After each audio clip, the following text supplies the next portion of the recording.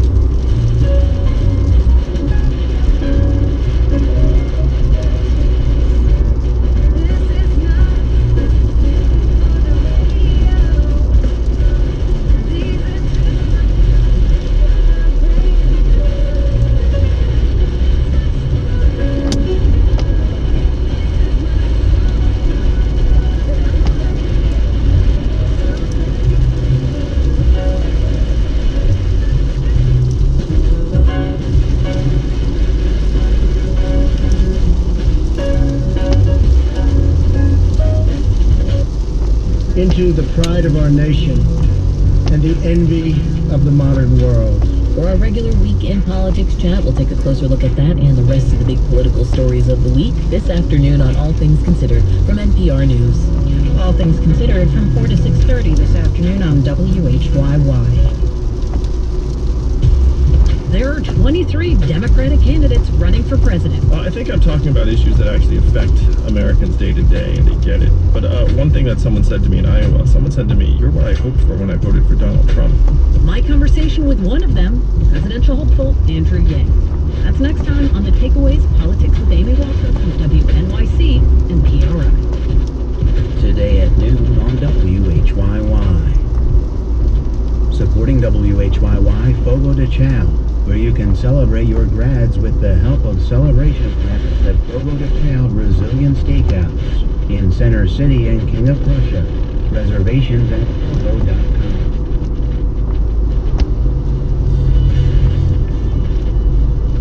What are communities doing to adapt to sea level rise? Science Friday's Degrees of Change continues with a look at examples from North Carolina and Virginia.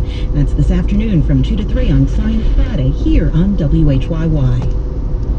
Support for NPR comes from this station and from the NPR Wine Club, where every bottle tells a story and favorite NPR shows become exclusive wines, like All Grapes Considered Pinot Noir. Available to adults 21 years or older. NPRWineclub.org. From Capital One, committed to reimagining banking, offering savings and checking accounts that can be opened from anywhere. Capital One, what's in your wallet? Capital One NA. And from the listeners who support this NPR station. Before we get back to the roundup, a heads up, we'll be speaking to Arkansas Senator Tom Cotton on Monday. If you have a question for Senator Cotton, you can leave us a voicemail, 855-236-1A1A. He's a hawkish Republican who has been outspoken about the need to confront Iran, but your question can be about anything. 855-236-1212, and we'll put some of your questions to Senator Tom Cotton on Monday. And so now we're back with the Friday News Roundup. We've got a lot to get to still. My guests are Jennifer Williams of Vox, Dorothy Parvaz of Think Progress, and Nick Schifrin of PBS NewsHour. This week, Hungarian Prime Minister Viktor Orban paid a visit to the White House, an invitation the last two U.S. presidents refused to grant him.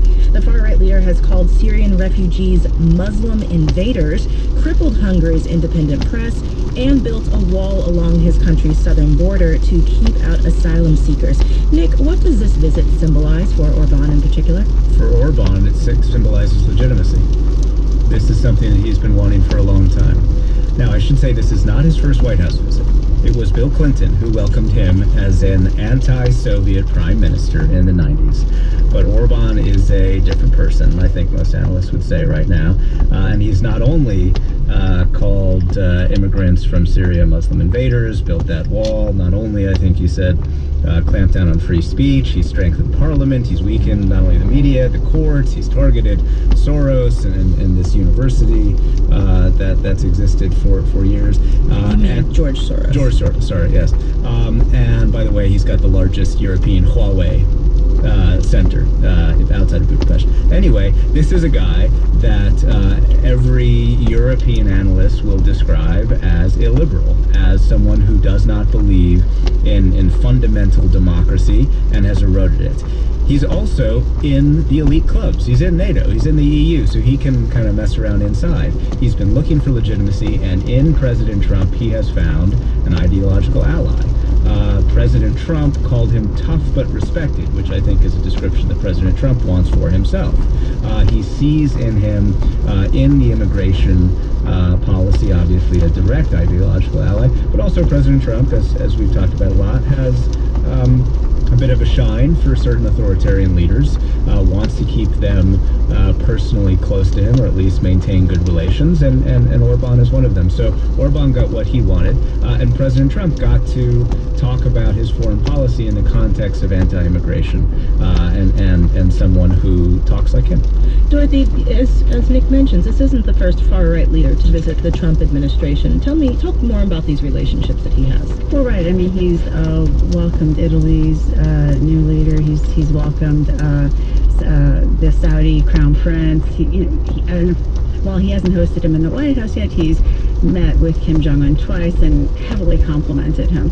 So it does seem like he does have a thing for authoritarian figures, especially ones who crack down on press freedoms and ones who are sort of virulently anti-immigration.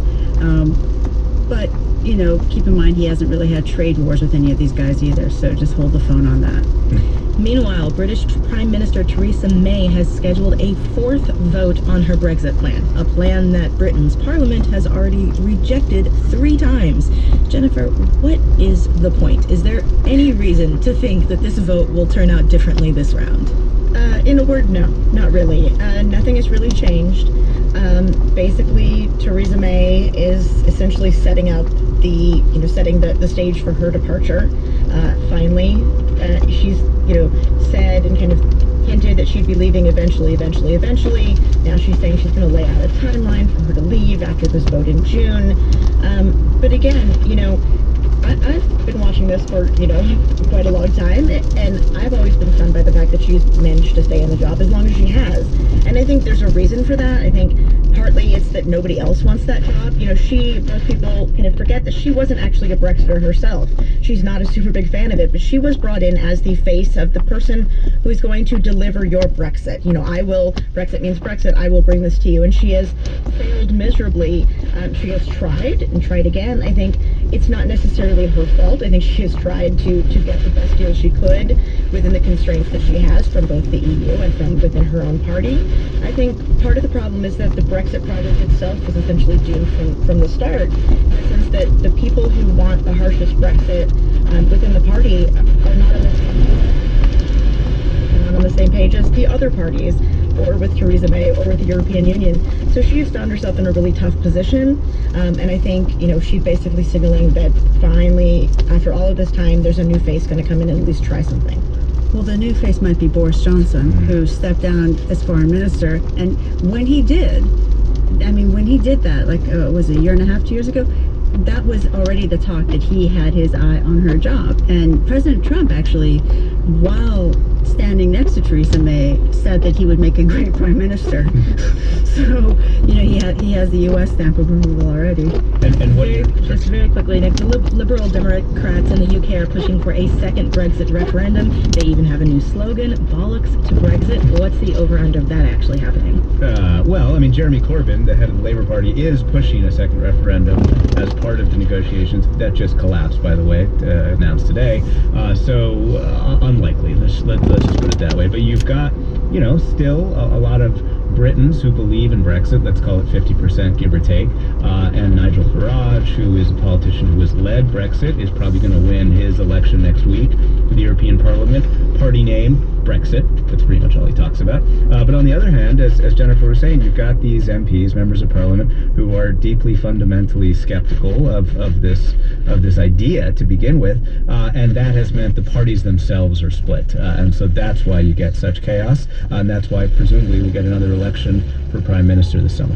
South Africa's ruling African National Congress kept its majority in the general election over the weekend. The vote gives the party a mandate to make good on its promises to tackle corruption and boost the country's economy. Jennifer, what are the key takeaways from this election? I think for me, watching this, one of the really dramatic kind of moments was watching the fact that it was actually for the first time not really clear if the ANC was going to win, which even that fact alone is pretty stunning. This is the party of Nelson Mandela. This is the party that that broke apartheid, right? This is what modern South Africa is to so many people. But I think you're seeing this disconnect with a younger generation who didn't grow up under the same system, who have experienced very serious economic issues, lack of opportunity, lack of access in the country. And I think they have seen the ANC as this ruling party that has failed them in many ways. The ANC did manage to win the elections. They did manage to hold on to power. But even the fact that that was in question is such a dramatic break from decades of history in South Africa that I think we're seeing a real generational change. And I think it's not clear whether the ANC is going to be able to make the reforms, the tackle the corruption, make the economic changes that will essentially ensure that they will be able to bring back in a lot of the younger generation, a lot of the people who are disillusioned now with the party and its ability to deliver on all of the promises. It made a lot of really great promises, and it was really hopeful in the beginning, but it's a lot easier to make promises when you're not in power. It's a lot harder to actually affect change when you're the one holding the reins of power. And I think we're seeing that kind of disconnect now. Let's move over to New Zealand, where 18 governments and 5 top American tech firms signed the Christchurch Call this week to curb extremism online. The effort was led by New Zealand, a response to the live stream shootings at 2 Christchurch mosques in March that killed 51 people. Tell me more about this initiative. Is it binding?